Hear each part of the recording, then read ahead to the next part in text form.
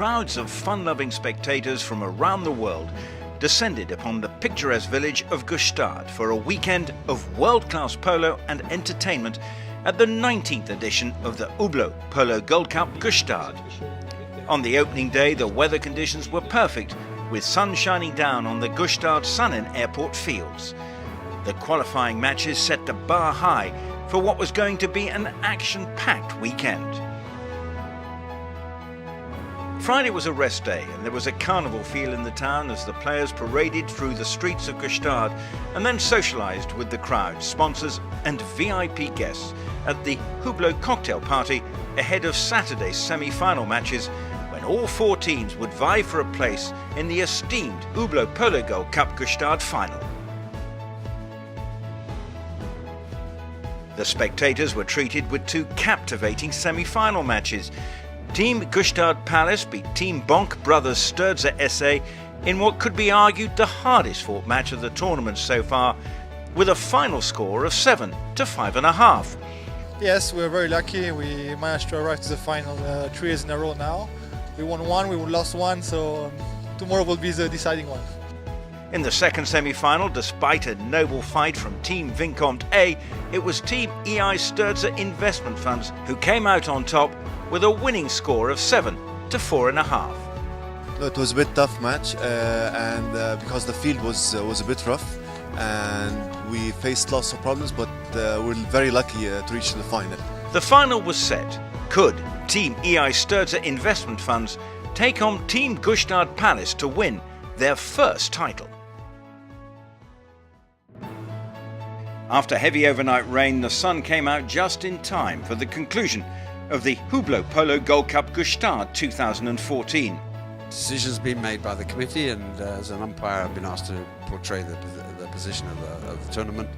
Due to the inclement weather, the game for the third and fourth place will do a traditional penalty shootout, and then we will have the main final on a decent field by 3 o'clock. Team Vicomte A's patron, Michael Brugler, stepped up to take the first penalty with a hard hit, allowing the ball to travel cleanly through the posts. This set the trend as Team Vicomte A kept their lead in all 3 rounds. One shot away from victory, Juan de Escura created suspense among the crowds as he took his time with an impressive strike through the posts, carrying his team to victory. The final score was 9-5. As the weather improved, the spectators flooded into the grounds to witness a stunning final between Team EI Sturza Investment Funds and Team Gstaad Palace. The game was a fierce battle from start to finish. Both teams showed their sheer determination as the riders and ponies jostled for the lead. Argentinian Eduardo Menendez displayed his envious skill, scoring 2 impressive goals to give Team EI Sturza Investment Funds an early lead. Gstaad Palace stepped their game up a gear in the third chukka, creating some impressive chances, only to be denied the rewards due to some unbelievable on-the-line saves from Frankie Menendez. Victory was in sight for Team EI Sturza Investment Funds as they entered the fourth chukka with a 5-goal lead. However, Team Gstaad Palace showed they were not willing to give up their title without a fight.